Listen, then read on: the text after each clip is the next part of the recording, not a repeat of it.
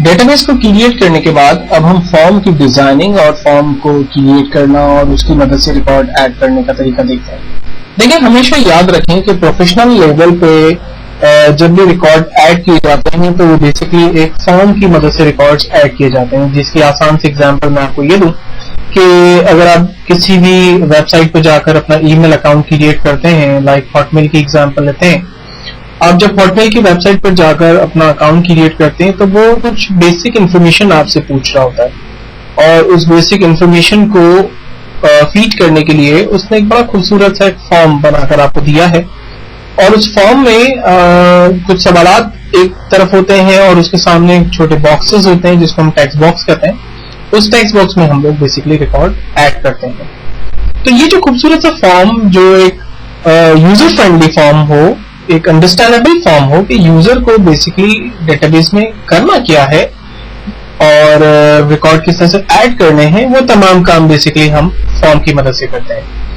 Practical life के अंदर तमाम रिकॉर्ड्स जब भी ऐड किए जाएंगे वो तमाम फॉर्म के जरिए ऐड किए जाएंगे, डेटाबेस को यूज नहीं किया जाएगा।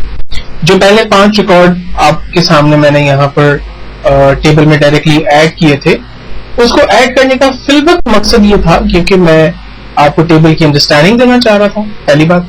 और दूसरी बात ये कि जब मैं फॉर्म यहाँ पर क्रिएट करूंगा तो उस फॉर्म में मुझे कुछ रिकॉर्ड्स, ऐसा सैंपल रिकॉर्ड्स, डमी रिकॉर्ड्स की जरूरत भी पड़ेगी क्योंकि मैं अपने फॉर्म को यहाँ पर चेक करूंगा और जो फार्मूले यहाँ पर मैं ऐड करूंगा तो पहले से रिकॉर्ड अगर मेरे पास ऐड होंगे तो वो फार्मूले ऑटोमेटिकली उसके ऊपर अप्लाई भी होंगे और वो किस तरह से होंगे, ये सारी चीजें अब हम सीखने जा रहे हैं।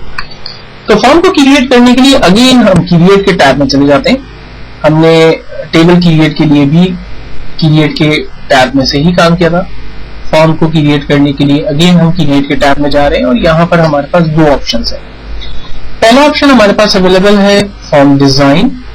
फॉर्म डिजाइन एक ऐसा एरिया है जहां पर आप अपनी मर्जी से अलाइनमेंट, स्पेसिंग को सेट करते हुए अपनी डेटाबेस में मौजूद तमाम फील्ड्स को यूज करते हुए टेबल खुद से क्रिएट करते हैं, फॉर्म खुद से क्रिएट करते हैं। इस वक्त बिल्कुल बेसिक लेवल पे चूंकि हम काम कर रहे हैं, इसलिए मैं आपको उस स्टेप पर नहीं लेके जा रहा। इंशाल्लाह मैं अपने नेक्स्ट फेज में थोड़ा सा आगे जब हम कुछ बेहतर समझ हासिल कर लेंगे तो इंशाल्लाह हम देखेंगे कि किस तरह से डिजाइन फॉर्म की मदद लेते हुए हम लोग फॉर्म क्रिएट कर सकते हैं। लेकिन इस वक्त मैं सिंपल एक टूल मेरे पास अवेलेबल है फॉर्म का। जब हम इसके ऊपर माउस ओवर करते हैं तो हमें कहता है create a form that let's you enter information for one record at a time. आप रिकॉर्ड यहाँ जब आप फॉर्म क्रिएट करेंगे तो आप अपने इंफॉर्मेशन रिकॉर्ड एंटर कर सकते हैं एक वक्त में। मैंने जैसे ही फॉर्म के ऊपर क्लिक किया, आप देखें ऑटोमेटिकली मेरे पास जो टेबल पहले से क्रिएट था उस टेबल के अंदर जो फील्ड्स अवेलेबल थी, अकॉर्डिंग टू दिस फील्ड उसने खुद से यहाँ पर एक टेबल क्रिएट कर दिया। मुझे कुछ बहुत ज्यादा स्पेसिंग की, अलाइनमेंट और किसी भी चीज की जरूरत नहीं पड़ी और कंप्यूटर ने मेरी मदद करते हुए एक फॉर्म खुद से डिजाइन कर दिया। ये जो फॉर्म हमारे पास इस वक्त क्रिएट हुआ है, ये फॉर्म का डिजाइन टाइम एरिया है। जब मैं किसी भी फील्ड पे क्लिक करता हूं तो यहाँ पर ब्लिंक करता हुआ कर्सर नहीं आ रहा। और हमेशा आपने याद रखना है कि जब ब्लिंक करता हुआ कर्सर नहीं आता, इसका मतलब है कि उस जगह पर आप रिकॉर्ड ऐड नहीं कर सकते। ये सिर्फ डिजाइन टाइम एरिया है। जब आप रन टाइम एरिया पे जाएंगे तो वहां आपके पास कर्सर आ जाएगा और वहां आप रिकॉर्ड ऐड कर सकते हैं।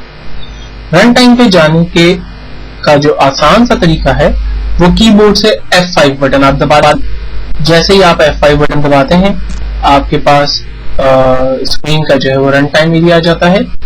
या फिर हम व्यू में जाते हैं और यहाँ से फॉर्म व्यू की कमांड का इस्तेमाल करते हैं और हम देखते हैं कि यहाँ अब हमारे पास कर्सर आ चुका है और यहाँ पर हम रिकॉर्ड को ऐड कर सकते हैं। मेरी डेटाबेस में इस वक्त 4 रिकॉर्ड मौजूद हैं जो यहाँ पर नीचे नेविगेशन बटन से मुझे नजर आ रहा है। नेविगेशन बटन की मदद से मैं नेक्स्ट, प्रीवियस, फर्स्ट और लास्ट रिकॉर्ड पे जा सकता हूँ। यहाँ पर मेरे पास 4 डिफरेंट बटन है।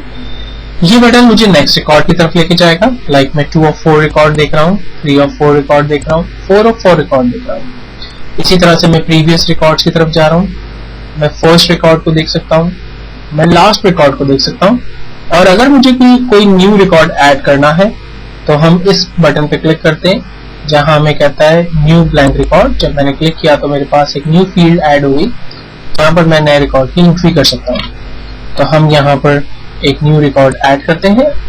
सीरियल नंबर चूंकि ऑटोमेटिकली कंप्यूटर जनरेट करेगा इसलिए हम स्टूडेंट आईडी की फील्ड पर कुछ भी नहीं करेंगे और स्टूडेंट नेम की फील्ड पर जाकर हम यहाँ पर एक नया नाम टाइप ऐड करते हैं। उसके इंग्लिश के नंबर, मैथ के नंबर और साइंस के नंबर टाइप करते हैं। टोटल परसेंटेज ऑफ ग्रेड के ऊपर हम फार्मूला ऐड करेंगे इसलिए फिल वक्त भी हम इस रिकॉर्ड को के ऊपर ऑटोमेटिकली अपनी मर्जी से कोई भी टोटल परसेंटेज ग्रेड नहीं देंगे। रिकॉर्ड ऐड करने के बाद हम नेक्स्ट रिकॉर्ड की तरफ क्लिक करते हैं। हमारे पास एक नया रिकॉर्ड के लिए ऑप्शन आ गया और अब हम छठे रिकॉर्ड को ऐड कर रहे हैं यहाँ पर। देन नेक्स्ट रिकॉर्ड हम ऐड कर रहे हैं लाइक सलीम, इसकी इंग्लिश, मैथ और साइंस नंबर ऐड किए, नेक्स्ट किया। अब मैं यहाँ पर new record 7th record add कर सकता हूँ। तो इस तरह से हम जो भी रिकॉर्ड इस फॉर्म में फीड करेंगे एक्चुअल में वो रिकॉर्ड हमारी डेटाबेस के अंदर ऑटोमेटिकली सेव हो रहा होगा।